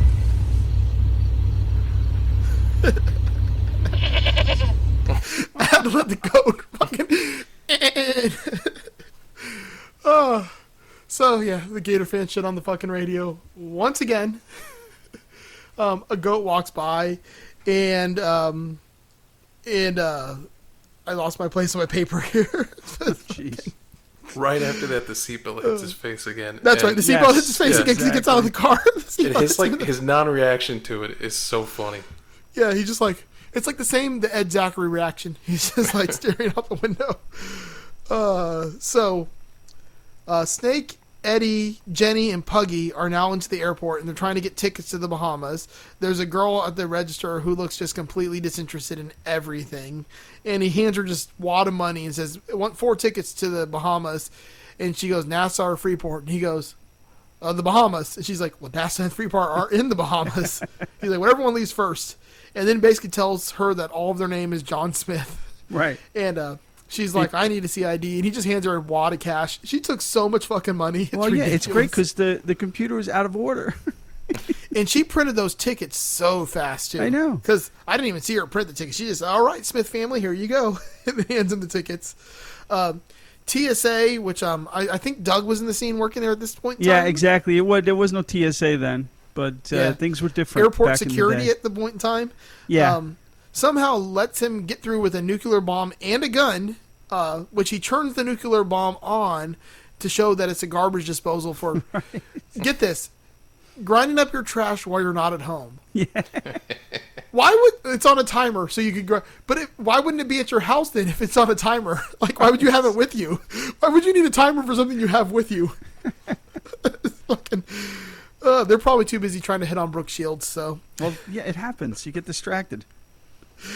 At this point, the timer comes on the screen. Now we have a countdown to the end of the movie. It says 45 minutes on the timer, even though the movie actually isn't another 45 minutes, only about another 15 minutes tops. Back to the Geo. It felt like 45, though. Yeah, it does, because it's going so fucking fast. Me typing this out, I gave up on like scenes. I gave up on names. I'm just like type. 'Cause I'm trying to like type my notes. Joe didn't get that, Eric. Oh, I got it. Okay, I got it. Back in the Geo, they spot the cop car. They run into the airport. Then Matt says, "The goat kicked the Geo's ass," and Ellie goes, "I get it. It's a piece of shit." Henry and Leonard are now walking to the airport bus because of the goats. He slams a $100 bill on the window of the bus, which stops and takes him into the airport. The FBI then pulls up next to a giant yellow Hummer, and the road's blocked. And guess who's in the Hummer? Yeah, there you go. Barry's back. It's Bruce. Bruce And his is fat back. buddies again, and he's got some like crazy racist like country music playing as loud as he possibly can, and his broken finger now is like bandaged up, so it looks like he's flipping them off when the door when the window opens. Yep. Now he learns what Special Executive Order 768-04 is the hard way, as he gets thrown out of his Hummer, and it gets taken by the FBI. At this point, Matt, Nina, Elliot, Anna, and Kramitz all run into the airport. Kramitz runs into Pendix's twin at the airport security. Yeah, that's great. Makes a joke about, I don't remember what the joke is even, but he's like, "You have a brother, a twin that works at Bayside?" What did he say? "Oh, I'm a cop." Like, he said, "Where's your badge?" Right. Where's your badge? Where's your belt and gun? Your gun and belt. Well, they were taking. Oh, then he's like, "Are you gonna like help me? Or are you gonna sit there on your lazy ass or something like that?" Right. No, you got to get that line right, because I paused the movie. That shit made me laugh so hard. Hold on. I gotta find this. I'm lost in a sea of notes, man. Yeah, There's I know. It's too much crazy. going on. But that line, dude. I got you. Well, we can't help you, can we? Your twin brother works at Bayside. Maybe. I need to use your phone. That's for airport security personnel and cops only. I am a cop. Can't you see the uniform? Where's your badge? It was stolen. Where's your gun, your flashlight? They were stolen too. Look, are you going to help me, or are you going to be a big, fat, stupid asshole? Strip search. Are you gonna help me, or are you gonna be a big fat stupid asshole? Oh, I love it. Oh, it's so great. So at this point, he gets strip searched in the airport. Now we're on Fly-By Air 2038 to Freeport. I love and that name. A young Will Forte is sitting there at the gate. I didn't even notice that. As Will Forte, yeah. Oh, crap. Didn't even notice that. Interesting. And they bribe him to take the suitcase on the plane because they don't want to check it. That was Will Forte, really? It looked like him. No. I'm not doubting you. I just think that's amazing because he was super young then. I mean, unless I'm just getting my actors mixed up and this is a whole Natalie Rose situation all over again. I'm starting to doubt you. Hold on. Yeah, I'm looking. No, that wasn't Will Forte. Are you sure? Yeah, that was. It looked just like Will Forte. I'm pretty sure it was. I've been wrong a lot of times in my life. I'm not finding him in the cast list at all. Come on. Don't do this to me. Don't do this no, to his me. name was Mark Salem. Fly-by Really? air baggage handler. No way. Yeah. And it looks like another one where like he might have done two things. Maybe this is like maybe this is a He's pen Will name. Forte's stunt double. Yeah, maybe. I mean, it looks so much like him. It is ridiculous if it's not. Like, I still am like not believing it's not him. Yeah, I mean the cast list anyway is saying that it's not, but you never know. Strike two. God, man, I'm just like this movie is making me blind to the shit I don't see. Like making me blind to shit I don't see. That's pretty funny. Like, no, there's no way that's not him. Like, I was like so like I can't do this anymore. This, like, I'm done. Like, I give up. I can't be this wrong about everything. We crushed his spirit, Eric. It's not. Well, the guy looks like Will Forte. If you watch the movie and you want to pretend it's better, just pretend it's Will Forte. There and then you go. You can think that you're like, that's fucking great. I even wrote Will Forte in my notes because I thought it was him because it looks exactly like him. Cross it out. Cross it out. All right, so Snake bribes this other guy who's not Will Forte but looks exactly like him to take the suitcase on the airplane. The timer now hits 26 minutes as the suitcase is loaded onto the plane. Puggy, at this point, runs away because he's like, I'm done, and gets the fuck out of there. And he goes and finds Nina and Matt, who then run into Elliot and Anna and tell them that Jenny's on the plane. The pilots are sitting in the front of the plane. They announce the flight, and he gets the flight number wrong like every single time. And that they're getting ready to leave. Snake pulls into the front and says, take off now. That 09er looks good to the runway. The FBI now pulls up with Romero, and Henry and Leonard are getting out of a bus, and just like in the beginning, they drop the gun out of the golf bag. And the FBI agent's like, it's your jurisdiction, you deal with this. So Romero picks up the gun, pulls the firing pin out, hands it back to them, and says, go ahead. And then they're like, Miami sucks, but the cops are kind of nice. Yes. We go back to the plane. Snake tells the pilots to take off at gunpoint. Snake sees Elliot and Anna and shoots at them, which actually gives Elliot a way to get out onto the tarmac because he shoots the window open that was previously closed. The pilots call into the tower that there's a gun on the plane, which is important because that's how they know which plane they're on. Elliot now is taking off down the runway running after the plane, and Anna's running to find everyone else. The awesome song Feet Can't Fail Me Now comes on, which every time that comes on, it gets me going. And then Anna runs on the conveyor belt going one way as Matt's going the other way on the other conveyor belt, and they start walking backwards towards each other to stay in the same spot. And he goes, "Where's my dad?" And she points to the runway, and he's running after the plane. Yes. Somehow he makes it to the plane, which still has the staircase down, and jumps on board and hides behind the back seat. Now the FBI agent walks in, and he sees this airport security standing at a pole, and he threatens them basically. And his threats are a little more well taken than the ones from Kramitz, who's now in strip search mode. Exactly. Asks where the suitcase is. They go to the gate and then realize that the plane had already taken off. We get another view of the timer, which is now at 11:26, and the FBI agents call Homestead Air Force Base, which was a massive Air Force base in Miami. That's a very accurate portrayal. During Hurricane Andrew, that Air Force Base got tore the fuck up. Oh, yeah? Yeah, Homestead got tore up in general, too, though. Right. Homestead's a very southern part of Miami. Anna, or he calls the Air Force Base, tells the fighters to get up in the air, basically. So then Anna now tells the FBI that there's people on the plane, like her daughter and Elliot. And Puggy says the suitcase is on that plane, and they turned it on. They flipped all the switches on. The timer now says 7:11. Elliot is on the plane. He grabs a fire extinguisher and hits Eddie in the head, knocking him out with it. The FBI does confirm that the plane is on the radar and says that he may need to shoot the plane down, and Romero questions him about it and says they have 3 minutes left to get that suitcase off the plane, basically. Snake then goes back to find out what the hell's going on, why he hasn't closed the door yet, and sees Eddie laying on the floor and is like, "Get up, Eddie, why are you sleeping?" And gets sprayed with a fire extinguisher. Then the pilots make contact with the tower, and the tower tells them to get the suitcase off of that plane. Jenny jumps on Snake and wrestles him as the pilots continue to yell, along with the rest of the passengers, to get the suitcase off the plane. The timer is now at 1 minute, and Elliot is struggling to get the suitcase off the plane because apparently the suitcase is extremely heavy, and Jason Lee is the strongest person on Earth. Because he's the only person who can lift this thing by himself. The fighter pilots lock onto the plane, and then as Elliot finally gets the box clear to push it out of the plane, Snake dives out and catches it and then holds onto the ladder. Yeah.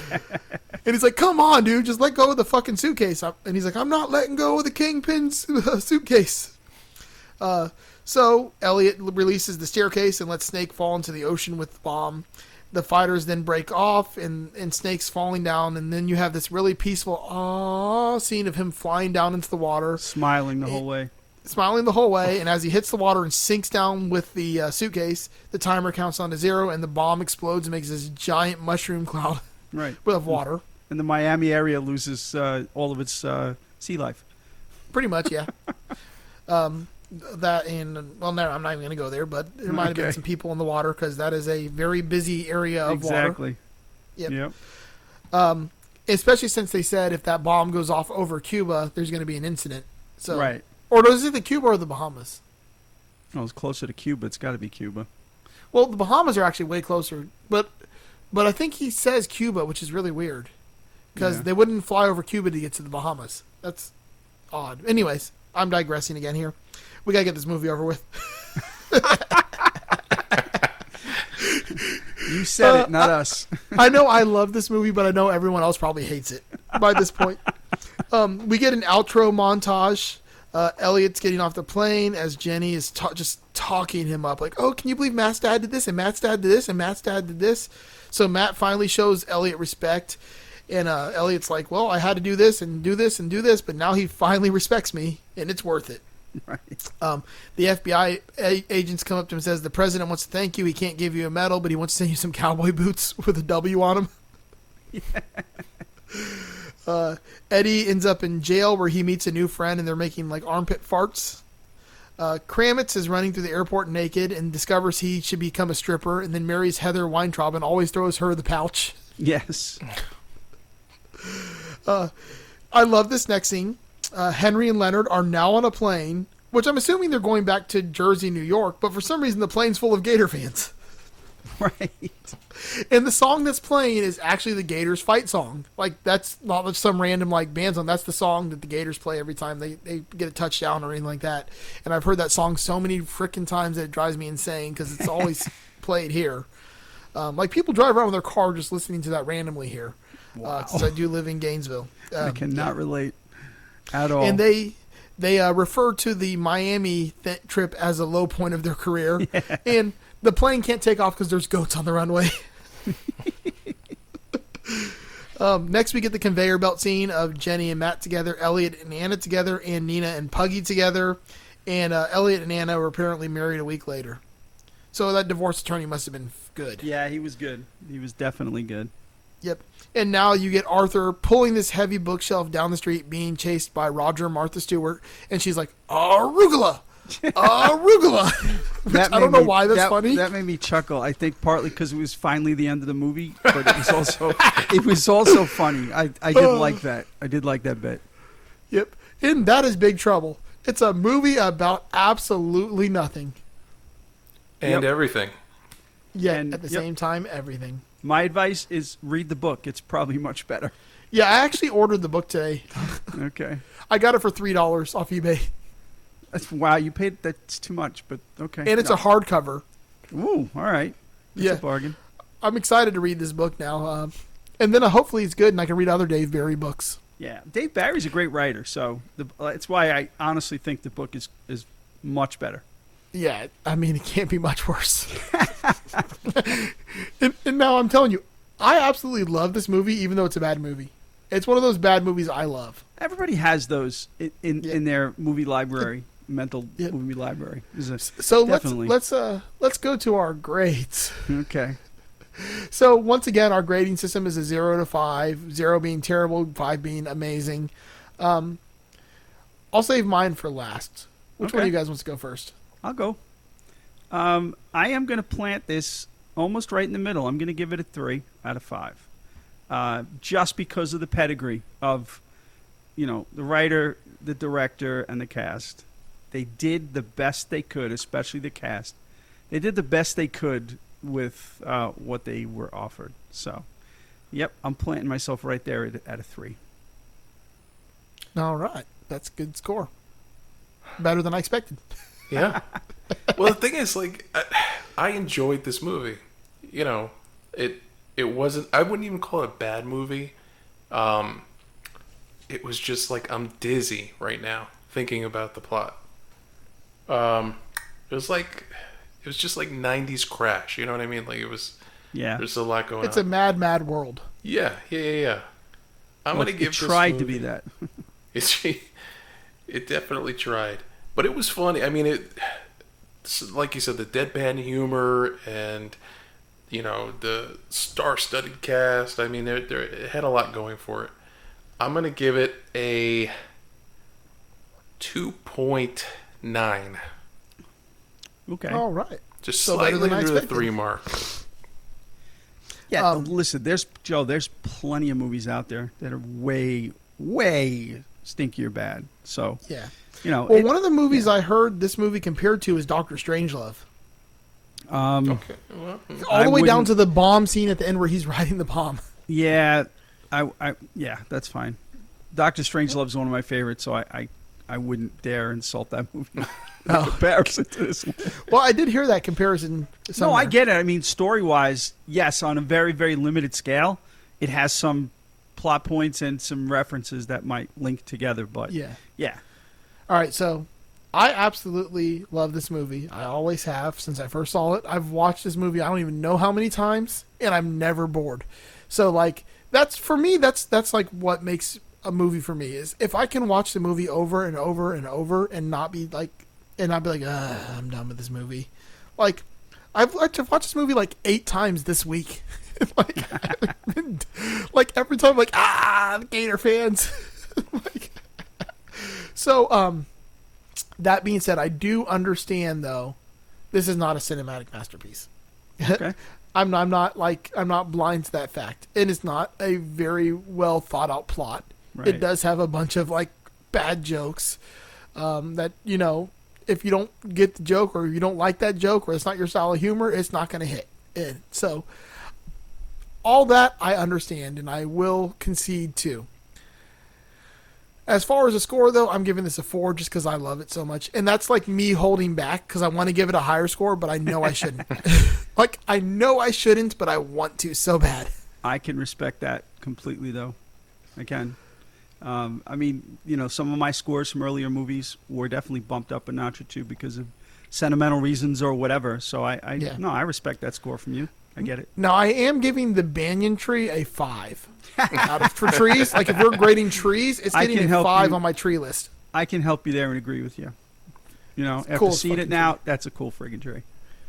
Well, yeah, man, I could hear all the nostalgia in your voice as you talked about this movie Yes. and all these places that you have this emotional connection to. I totally get it, man. Yep. Yeah, like, this was, like, where I grew up. Like, this is, like, my shit. Like, I'm like, I know every location in this movie. Like, I've been to every location in this movie. No, that does make it very cool. So I totally respect the score. Absolutely. Yeah. I don't even remember what I was going to say next. Goodbye. No. Is there another plot thread that we didn't go over? No, please no. Oh yeah, you missed the entire Gator scene where they like played the football game. Oh God. What's your favorite quote from the movie though? Well, my favorite quote from the movie is definitely that airport scene that you played for me. That I got gotta a say, big chuckle out of me. Where it's like, are you gonna help me? You're just gonna sit there and be a big stupid asshole. Yeah, because that definitely rose above the base, double entendre humor that they were trying for the rest of the flick.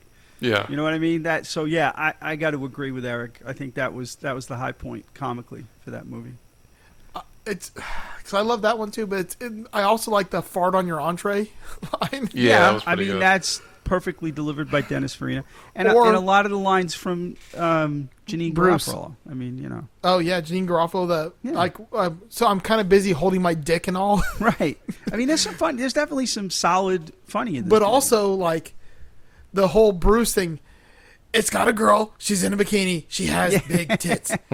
I mean, she has big tits. It's like the way he says it.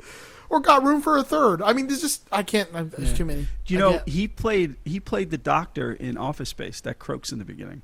Oh, that's right. That's him. Forgot about that. You know what this movie reminds me of? There's movies that I love too that I think are in the same vein, like 90s comedies that weren't generally like well received, but I saw them at the right time.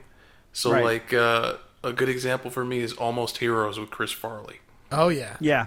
Like that wasn't, considered one of his best movies, but I saw it with my cousin at the right time, and we thought it was so funny. Just the one-liners that we would take a handheld tape recorder and just record them and play them over and over again. So it's, you know, I can definitely get on board with why this movie gives you, you know, the warm fuzzies, and it was funny. It was definitely funny. So yeah. So I think this boils down to, like, if you like this movie, you're a fan of movies that are quotable but not necessarily plot driven. Right. Yeah, I think that's fair. Like a movie, like another one I'd put similar to was like How High. I love How High because it's so quotable, but the plot is fucking a piece of shit. Or like any movie with Norm Macdonald in it. Oh, right. God, yeah. Right.